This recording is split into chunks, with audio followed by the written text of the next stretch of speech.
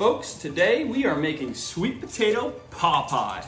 If Cowboy doesn't eat the ingredients first. 1.5 cups of oat flour, half a cup of pumpkin power from Back 40 Dogs. This is Cowboy's favorite. Sample. Quality control.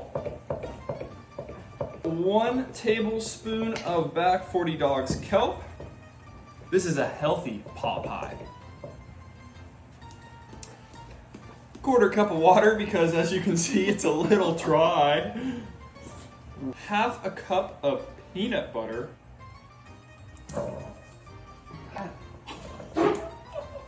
Smells so festive. Get some knuckle in there, you know? Gotta mush it.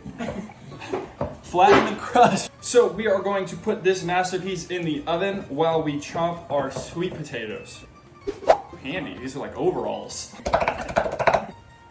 Okay, so we put these sweet potatoes in the blender for just a little bit to make the consistency that of a pumpkin pie.